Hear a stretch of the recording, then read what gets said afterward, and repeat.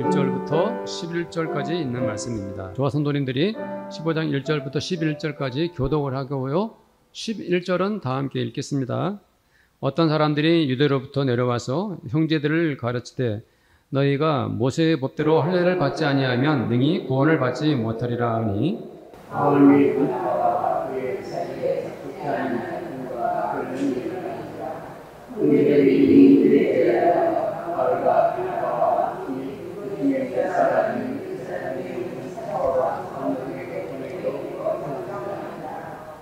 그들이 교회의 전송을 받고 베니게와 사마리아로 다니며 이방인들이 주께 돌아온 일을 말하며 형제들을 다 크게 기쁘게 하더라.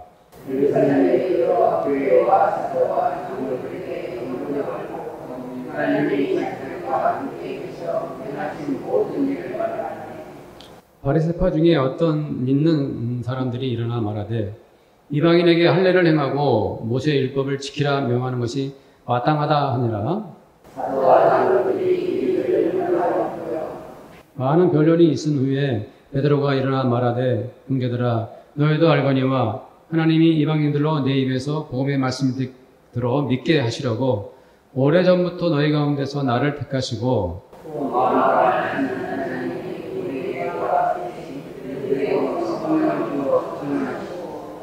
믿음으로 그들의 마음을 깨끗이 하사 그들이나 우리나 차별하지 아니하셨느니라.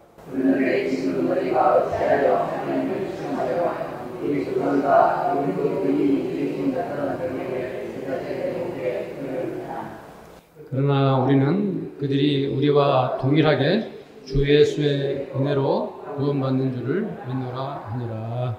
아멘. 요즘에 이 초등학교, 중고등학교 교사의 교권에 대해서 사회 문제가 되고 있습니다. 학부모들은 학교의 선생님들을 신뢰를 하고 믿어야 할 것 같습니다. 당연한 것 아니겠습니까? 그리고 학생들은 자기를 가르치는 선생님들을 또 그들의 은혜를, 선생님들의 은혜를 잊지 말았으면 좋겠습니다. 이 사회에 믿음과 은혜라는 주제가 굉장히 중요한 것 같습니다.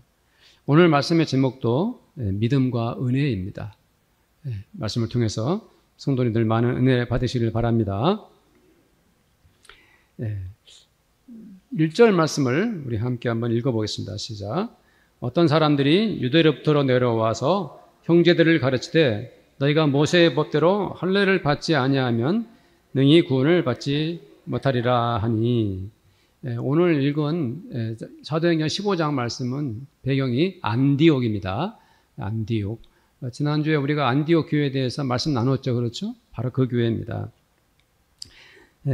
여기 안디옥 교회 성도들의 분포를 보면 유대인 그리스도인들보다도 안디옥 본토인 그리스도인들이 더 많습니다. 이렇게 유대인 그리스도인들과 안디옥 그리스도인들이 뒤섞여서 이 안디옥 교회는 은혜를 많이 받았고요. 또 부흥이 있었습니다. 그런데 이렇게 은혜로운 안디옥 교회에 어떤 사람들이 찾아왔습니다. 그들이 어떤 사람들일까요? 그들은 바로 예루살렘에서 온 유대인 성도들입니다. 그들은 안디옥에 방문을 해가지고 이방인 성도들을 찾아다니면서 가르쳤어요. 뭘 가르쳤을까요? 여러분들은 예수님을 믿지만 모세의 율법을 지켜야 되고 할례를 받아야 됩니다. 라는 것을 가르친 거예요. 그러나 안디옥에는 누가 있었습니까? 바나바와 바울이 있었습니다. 이 안디옥에 처음에 성도들이 복음을 전하고 해서 안디옥에 큰 부흥이 있다는 소문이 어디까지 퍼졌다고 그랬죠? 예루살렘까지 퍼졌죠. 그 예루살렘에서 사도들이 이제 안디옥에 누구를 파송했죠? 바나바를 보냈습니다. 그래서 바나바가 가서 보니까 거기에 하나님의 은혜가 있다는 것을 알게 되었고 거기서 머물면서 더 많은 사람들에게 복음도 전하고 또 성경 말씀도 가르치고 했던 것이죠. 그러다 너무 크게 이제 교회가 부흥하니까 성도들이 숫자가 너무 많이 늘어나니까 바나바 혼자 그걸 감당할 수가 없어서 다소에 있던 누구를 불렀죠? 그렇죠. 사울이라는 바울. 사울은 히브리식 이름이고 바울은 로마식 이름인데 나중에 주로 바울로 쓰여지게 됩니다. 어쨌든 사울이 바나바와 함께 안디옥에 와서 사역을 하게 되고 그 안디옥에 있는 성도들에게 복음을 가르칩니다. 그런데 바로 이 바나바 바울이 안디옥 교회에 딱 버티고 있는데 이 예루살렘에서 온 유대인 성도들이 모세의 율법도 지켜야 되고 할례도 행해야 된다라고 이렇게 가르치고 있는 것이죠. 그러나 바나바 바울의 생각은 달랐습니다. 자, 이방인들이 평생토록 한 번도 모세의 율법을 지킨 적도 없고 할례를 더군다나 받은 일도 없었죠. 그런데 이들은 예수님의 복음을 듣고 어떻게 됐습니까? 성령도 받았고 하나님의 아들들도 됐습니다. 이방인들이 그렇게 복음을 통해서 우리 주 예수 그리스도의 제자들이 된 것이죠. 그런데 이제 와서 이미 다 이방인들도 예수 그리스도의 제자가 되고 하나님의 아들 딸들이 되었는데 이제 와서 모세의 율법도 행하고 할례를 받아라. 그래야만 구원을 받을 수 있다. 이렇게 말하는 것을 바나바와 바울은 용납할 수가 없는 거죠.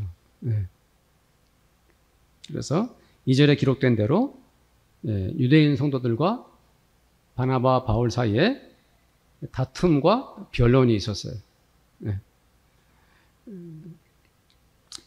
사실 유대인 성도들의 입장을 우리가 또 이해해야 되죠.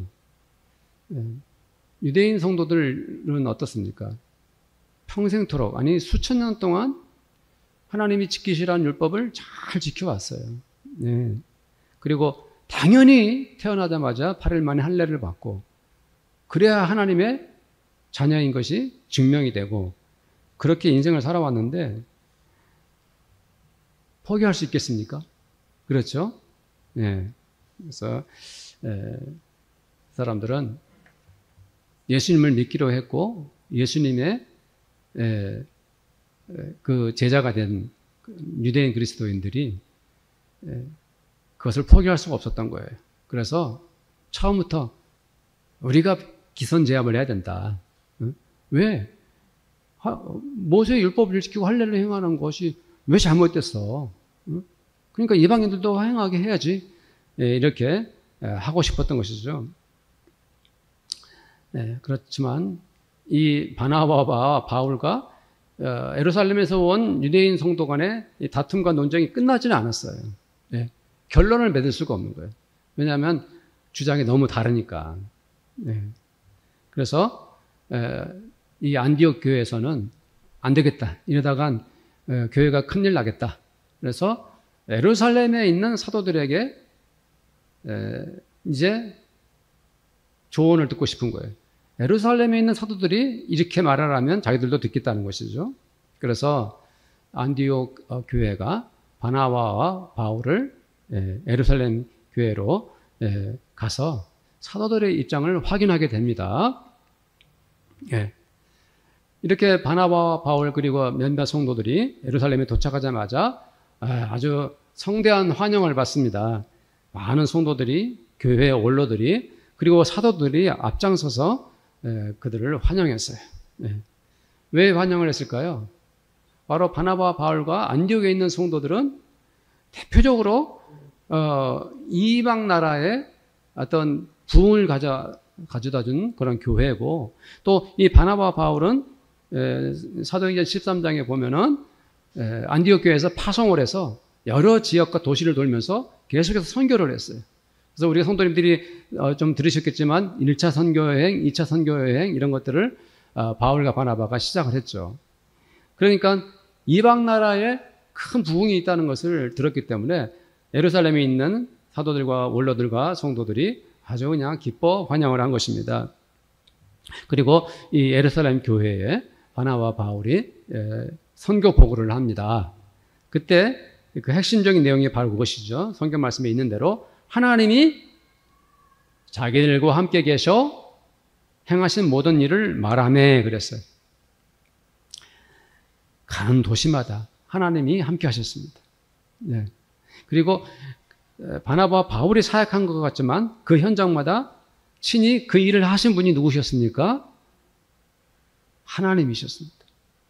그래서 그들이 예루살렘 교회에다가 선교 보고를 합니다. 우리들과 하나님이 함께 하셨고 하나님이 얼마나 놀라운 일을 하시는지 모릅니다라고 이렇게 선교 보고를 합니다. 이렇게 선교 보고를 쭉 하는 중에 이제 유대인 성도들 중에 몇 사람이 뻘떡 일어나 가지고 말을 합니다. 말리 말을 해서 주도권을 잡으려고 했던 것 같아요. 뭐라고 그랬습니까? 이방인들에게 할례를 행하고 모세의 율법을 지키라 명하는 것이 뭐하다 그랬습니까? 마땅하다. 당연히 그래야 된다. 여기서 이제 바리새파 중에 한 사람이라 그랬죠. 바리새파에 대해서 간단하게 말씀드리면 이 초대교회에 그 유대인들 사이에서는 크게 세 가지 신앙적인 파가 있었어요. 그래서 하나는 에스에네파라고 했고 하나는 사두개파라고 그랬어요. 그런데 이제 에스에네파는 잘 안 나타나는데 사두개파와 바리새파 사람들은 공간복음에 자주 등장하고 있죠. 그래서 이 바리새파 사람들은 굉장히 신앙적 영향력을 행사했어요. 세력이 아주 컸어요. 그렇기 때문에 또 이 바리새파 사람들은 산헤드린 공회, 오늘날의 국회와 같은 곳에서 회원 자격을 가지고 있었기 때문에 사람들이 굉장히 존경을 많이 했고요. 또 율법학자들 중에서는 아주 대율법학자들도 많이 나왔어요. 경건한 지도자들이 바리새파에서 많이 나왔어요. 그렇기 때문에 그 사람들이 이렇게 우리가 예수님을 믿게 됐지만 모세의 율법을 지켜야 된다 하는 것은 그들의 입장에서는 당연한 것입니다. 그들은 율법의 일점이라도 버리지 않고 철두철미하게 지킨 사람들입니다. 그런데 갑자기 예수를 믿는다는 것 때문에 모든 율법 지키는 것을 포기하고 할례 받는 것을 하지 않는다면 이건 안 된다라고 이제 발언권을 얻어가지고 큰 소리로 말하는 것입니다. 당연히 율법을 지켜야 되고 할례를 이방인들도 받아야 됩니다라고 이렇게 외치는 것입니다. 주장하는 것입니다. 어떻습니까? 이렇게 양측의 주장이 팽팽하면 잘못하면은 이 문제로 교회가 갈등에 빠질 수도 있고 또 분파로 나누어질 수도 있습니다. 지금도 이스라엘은 이런 분파가 나눠져 있어요. 순수한 유대인 기독교인이 있는가 하면은 모세의 율법을 지키면서 하나님 예수님도 믿어야 된다는 사람들이 아직도 있다고 합니다. 바울도 무슨 파였죠? 바리새파 스스로 간증했죠. 그렇죠? 바리새파 사람이에요. 철저히 율법을 지키고 율법을 배워왔던 사람이에요. 그렇지만 이제는 바울은 뭡니까? 예수를 믿더라도 율법을 다 지키고 할례를 받아야 한다는 주장에 절대로 반대하는 사람이 되었어요. 그러니까 이제 이 문제 가지고 사도들과 원로들이 많은 시간을 내어서 논의를 했습니다. 그리고 나서 이제 마지막에 나선 사람이 누굽니까? 오늘 말씀에 베드로입니다. 베드로가 이 논의의 끝을 맺습니다. 그런데 그가 말할 때 간증으로 시작을 하죠. 베드로가 이렇게 말했습니다. 여러분들 왜 하나님께서 저를 택하셨는지 아십니까? 그것은 하나님이 저를 택하셔서 바로 누구에게? 이방인들에게 복음을 전하기 위해서 그들을 예수 믿게 하려고 하나님께서 나를 부르신 것 아닙니까? 그리고 형제 자매님들 아시지 않습니까? 여기 계신 우리들이 오순절에 성령의 충만을 받아서 예수 그리스도의 제자가 되지 않았습니까? 그러나 하나님은 그 성령을 우리에게만 주셨습니까? 아닙니다. 이방인들에게도 동일하게 성령님이 임하셨지 않습니까? 그래서 그들이 주님을 영접했고 하나님의 아들, 딸, 자녀가 되지 않았습니까? 그리고 사랑하는 성도 여러분들, 베드로가 하는 말이에요. 성도 여러분들, 우리가 어떻게 우리의 더러운 마음이 깨끗해졌습니까? 우리의 죄악이 어떻게 정결하게 됐습니까? 우리가 예수를 믿고 그분 앞에 회개하고 우리의 마음이 청결하게 된 것 아닙니까? 깨끗하게 된 것이 아닙니까? 그렇다면 이방인들도 어떻게 그 마음이 깨끗하게 되었습니까? 그분들도 다 동일하게, 우리와 동일하게 믿음으로, 예수를 믿음으로 회개하여 마음이 깨끗하게 된 것 아닙니까? 우리가 성령 받은 것처럼 그들도 성령을 받고 우리 마음이 깨끗해진 것처럼 그들도 차별 없이 그들의 마음이 깨끗해진 것입니다. 이방인들이 어찌하여 모세의 율법을 지켜야 하고 할례를 받아야 구원을 받을 수 있다는 말입니까? 라고 베드로가 말하고 있는 것입니다.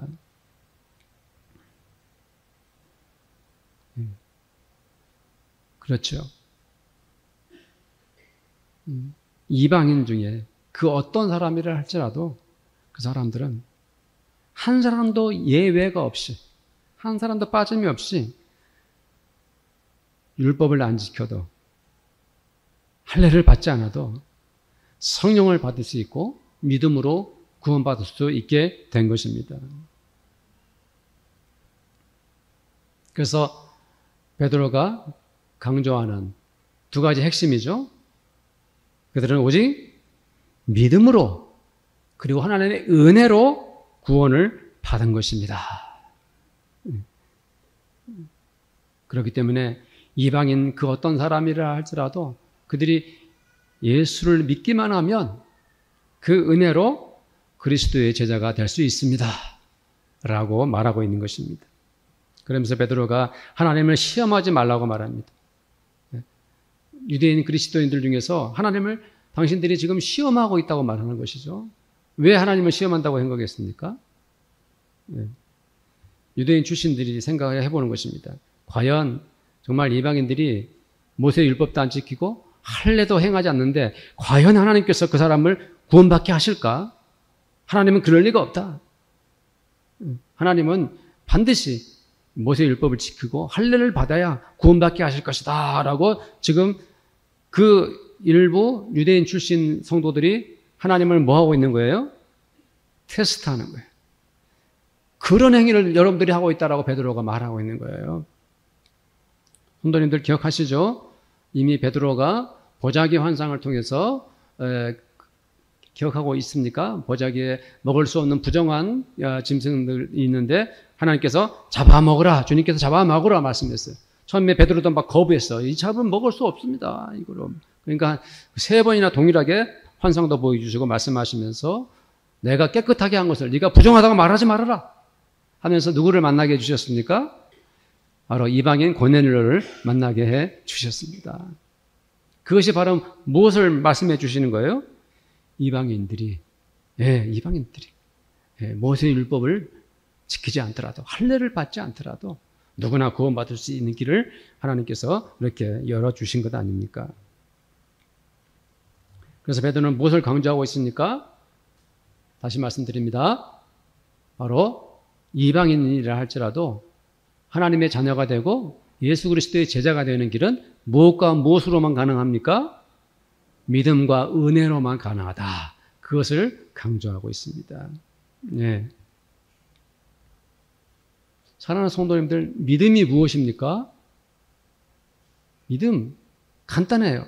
믿음은 바로 하나님을 믿는 것입니다. 믿음이 무엇입니까? 예수 그리스도를 믿는 것입니다.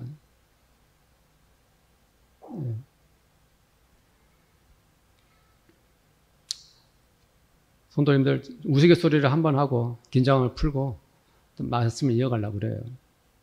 제가 어린이 대원 이 잔디밭에 있는 아름다운 벤치에서 40대 중년의 미모의 여인과 함께 제가 다정하게 웃으면서 얘기를 나누고 있는데 우리 교회 어떤 성도님이 한 100m 근에서 그걸 지켜봤어요. 그래서 이제 이상하다. 정 목사가 내가 상전 본 적도 없는 저렇게 이쁜 40대 여인과 웃으면 다정하게 대화를 하고 있네. 저게 뭔 일이지? 그래서 궁금한 거예요. 말은 못 꺼내겠고. 그럼 성도님들은 어떻게 해야 되겠습니까? 평상시에 저를 목회자로 또 한 그 인간 정처분으로서 저를 믿고 신뢰했다면은 그거 가지고 엉뚱한 얘기하고 다니지 않겠죠. 목사가 이상한 여자랑 만나고 있더라 이런 말을 하지 않겠죠. 저한테 와가지고 목사님 지난번에 우연히 어린이 대공원에서 어떤 분과 대화 나누는 걸 봤는데 어떤 분이세요? 그럼 제가 자세히 설명해 드리겠죠. 그렇죠? 예. 바람 피웠다면 이제 목사 사임해야죠. 예를 들어서 이제 우스갯소리로 말씀드립니다. 성도님들 믿음이 무엇입니까? 하나님을 믿고 예수님을 믿는 거예요. 네. 아무리 교회를 열심히 다녀도요, 마음으로 내가 예수를 안 믿으면 그 사람은 그리스도인이 아닙니다. 내가 뭐 성경을 많이 알고 기도를 잘하는 것 같아도 내가 하나님을 안 믿는 상태에서 그런 행위를 하는 것은 내가 결코 하나님의 아들, 딸들이 아닌 것입니다. 네. 우리 성도님들은 하나님을 믿습니까? 그 하나님을 어떤 하나님으로 믿습니까? 그냥 막연하게 좋으신 하나님이 아니라 하나님이 천지를 창조하셨다고 믿고 있습니까? 하나님이 온 세상을 만드셨을 뿐 아니라 지금도 온 우주를 다스리고 주관하고 계시다는 것을 믿으십니까? 그것이 하나님을 믿는 신앙인 것이에요. 네. 하나님께서 세상을 이처럼 사랑하사 독생자를 주셨으니 이는 저를 믿는 자마다 멸망치 않고 구원받게 하려 하심이라 하신 그 역사적 사실과 예수께서 십자가에서 갈보리 십자가에서 죽으셨다가 부활하신 것을 그 하나님의 사랑과 예수 그리스도의 죽음과 부활을 믿습니까? 라고 물어봤을 때 믿습니다라고 말하셔야 되는 것입니다. 네. 우리는 하나님 아버지와 우리 주 예수 그리스도를 믿어야 합니다. 성도님들, 성경을 읽을 때 성경에 기록된 그 말씀들이 다 하나님의 말씀입니다 라고 믿어야 합니다. 그 믿음이 있어야 그 사람이 하나님의 자녀인 것입니다. 성경에 예수 그리스도께서 하신 그 많은 말씀과 복음, 예수님이 행하신 그 모든 일들을 그대로 믿습니다 해야 그가 하나님의 자녀이고 예수 그리스도의 제자가 되는 것이고 하나님의 백성이 된 것입니다. 믿음이 중요합니다. 핵심입니다. 성도님들 요즘 얼마나 기도를 하고 있습니까? 성도님들 요즘에 기도 생활 어떻게 하고 계세요? 궁금합니다. 기도가 무엇입니까?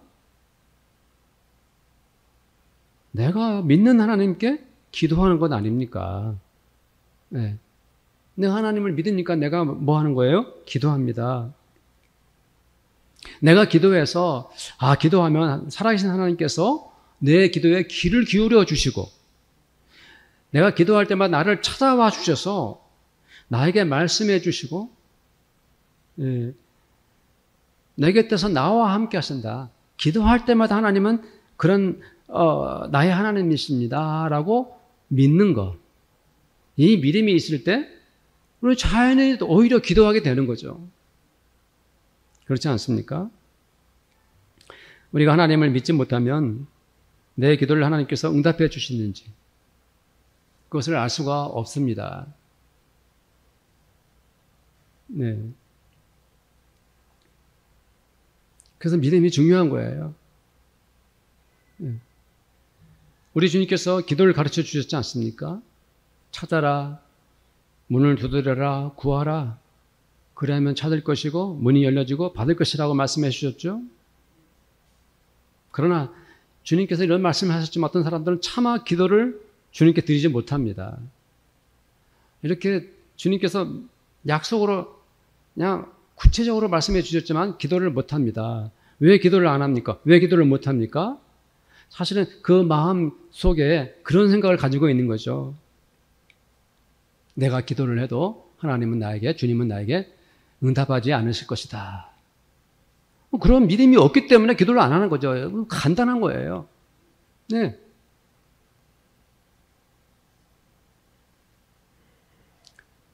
믿음이 중요한 것입니다.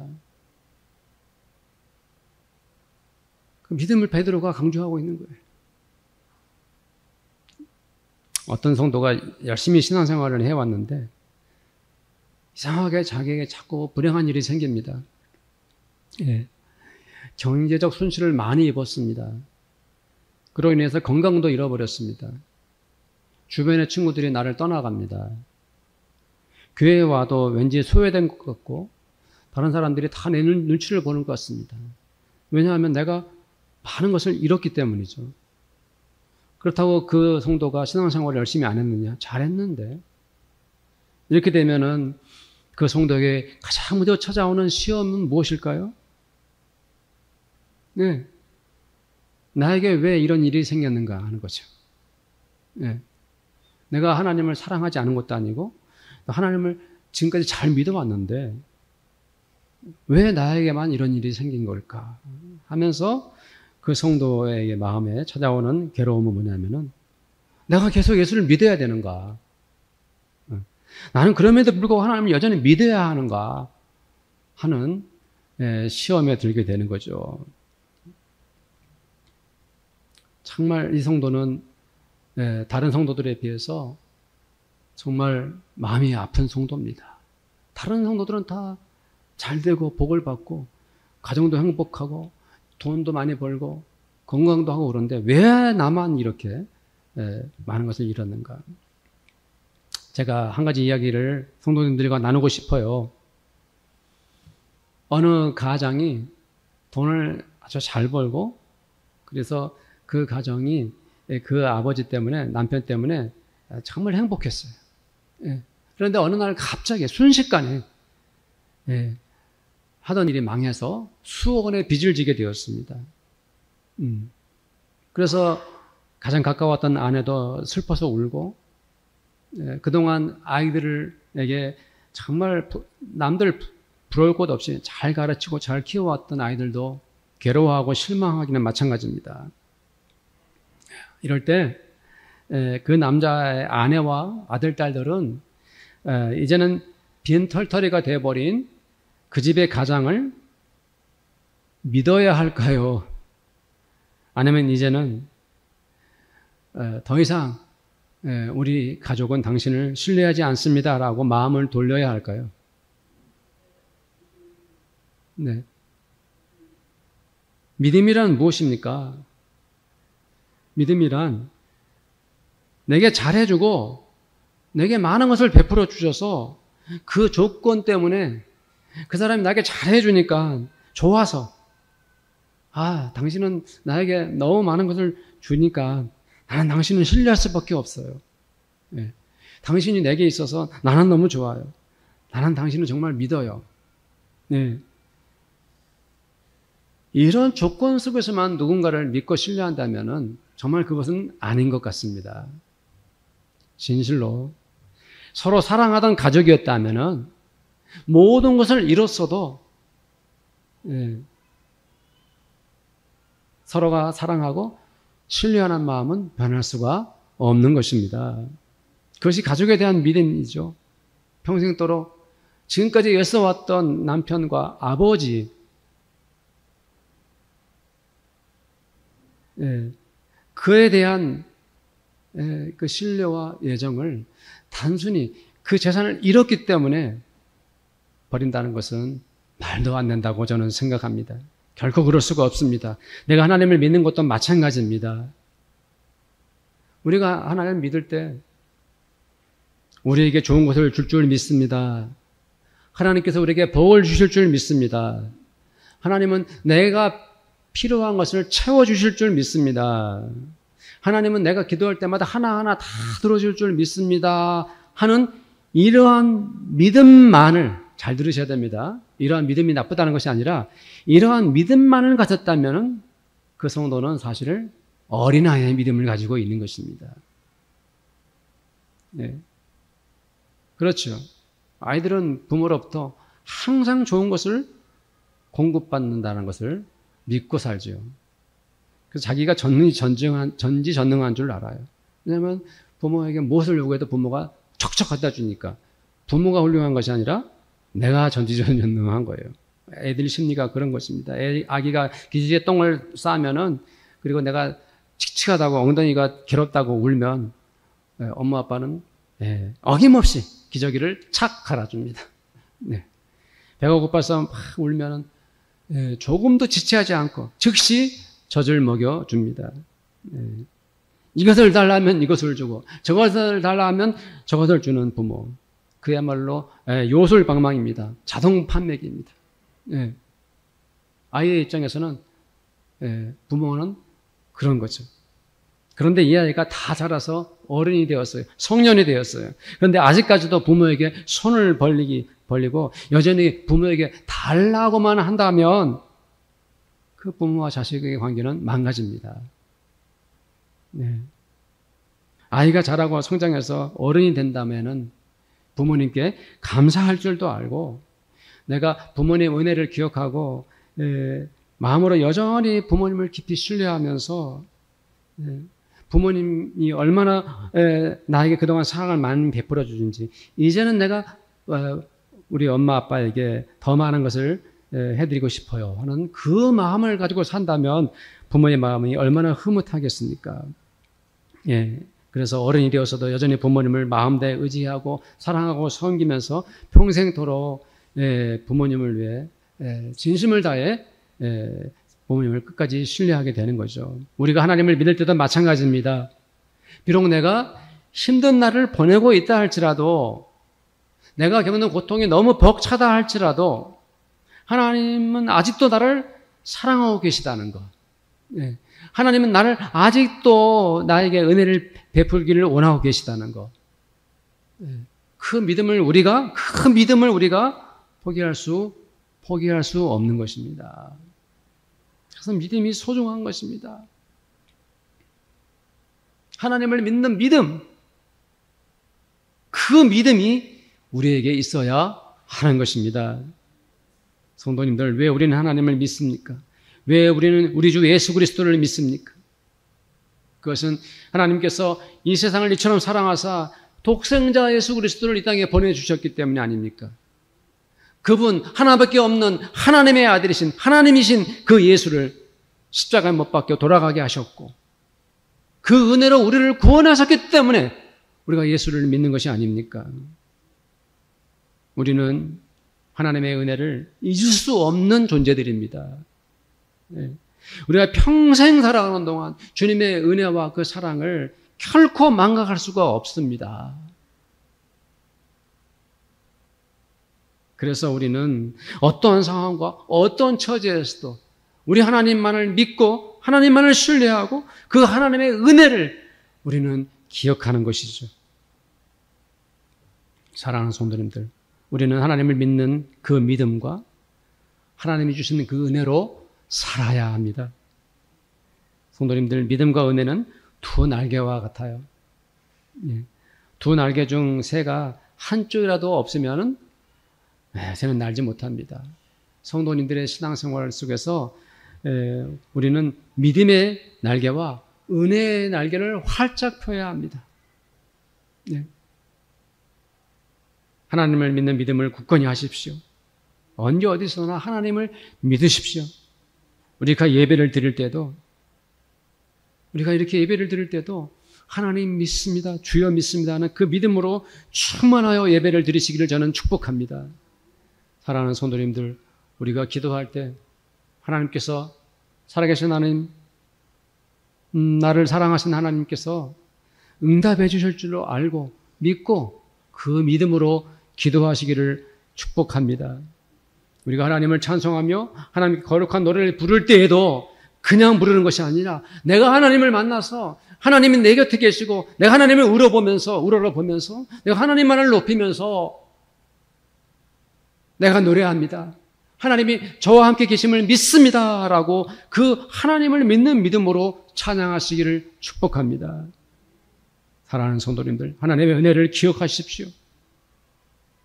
우리를 죄와 사망에서 구원해내신 주 예수 그리스도의 은혜를 잊지 마십시오. 그러므로 성도님들의 마음에 우리 주 예수 그리스도의 그 은혜를 가슴에 품고 살아가십시오. 지금까지 지내온 건 다 주님의 은혜가 아닙니까? 한이 없는 주의 사랑 어찌 말로 다 할 수 있겠습니까? 사랑하는 성도님들, 늘 주님의 은혜에 감사하는 성도님들이 되십시오. 이스라엘 백성들이 메마른 광야에서 낮에는 구름 기둥으로 밤에는 불 기둥으로 인도해 주신 것처럼 하나님 아버지께서 내 사는 동안 평생 동안 내 인생길에서 구름 기둥으로 불 기둥으로 인도해 주셨다라고 찬송하며 그렇게 은혜 가운데 살기를 축복합니다. 성도님들 시편 31편 19절부터 21절 말씀 마지막 읽고 묵상하면서 마치겠습니다. 다 함께 한번 큰 소리로 읽어봅시다. 시작. 주를 두려워하는 자를 위하여 쌓아두신 은혜 곧 주께 피하는 자를 위하여 인생 앞에 베푸신 은혜가 어찌 그리 큰지요. 주께서 그들을 주의 은밀한 곳에 숨기사 사람의 꾀에서 벗어나게 하시고 비밀이 장막에 감추사 말다툼에서 면하게 하시리이다. 여호와를 찬송할지어다. 견고한 성에서 그의 놀라운 사랑을 내게 보이셨음이로다. 아멘. 이 말씀이 은혜가 되시기를 축복합니다. 이 시간에 기도하겠습니다. 오늘 말씀을 생각하시면서 성도님들 주님께 한번 기도해 보십시오. 믿음과 은혜를 생각하시면서 주님께 각자 기도하십시오. 기도하겠습니다. 하나님 아버지 감사합니다. 오늘 아버지 하나님 말씀을 통해서 믿음과 은혜가 얼마나 소중한지를 다시 한번 깨닫게 됩니다. 우리는 하나님을 믿는 믿음에서 많이 벗어나 살았습니다. 하나님을 믿지 못하고 아버지 내 의지와 내 생각대로 살며 아버지 하나님 살았음을 고백합니다. 주여 다시 믿음을 회복하기를 원합니다. 아버지 하나님 주를 믿는 믿음 하나님을 믿는 믿음으로 우리의 마음이 충만해지기를 원합니다. 오 주여 기도의 자리에서 성경을 보는 자리에서 예배를 드리는 곳에서 내가 걸어가는 곳에서도 주를 믿습니다. 주님 내가 주님을 믿습니다라고 그 믿음으로 충만하고 아버지 생명력 있는 믿음 거룩한 믿음으로 주님을 뵙는 저희들이 되기를 간절히 원합니다. 하나님 아버지 우리에게 주님 은혜 베풀어 주신 것을 잊지 않기를 원합니다. 은혜를 생각하며 은혜를 묵상하며 주님의 은혜를 기뻐하며 주님의 은혜에 감사하며 주님의 은혜에 빠져서 살기를 원합니다. 주께서 나를 위해 베푸신 은혜 그것을 어찌 다 말로 다 표현할 수 있겠습니까? 오 주여 쓰러져 넘어졌을 때 이렇게 세워주셨고 눈물 흘릴 때 닦아주지 않았습니까? 아버지 주님의 기억하고 묵상하고 생각하며 살기를 원합니다. 아버지 하나님 믿음과 은혜의 두 날개를 펴고 주님과 더불어 살린 저희들 되기를 원합니다. 이종이 되기를 원합니다. 주님 축복하여 주시옵소서. 예수님의 이름으로 기도드립니다. 아멘. 지금은 우리를 죄와 사망에서 구원하신 우리 주 예수 그리스도의 은혜와 하나님 아버지의 사랑하심과 성령님의 교제하심이 이 자리에 함께 예배드리는 사랑하는 성도들 머리머리 위에 그들의 가정마다 또한 열심히 일하는 그들의 일터와 그리고 우리 교회 위에 지금부터 영원토록 함께 있을지어다. 아멘.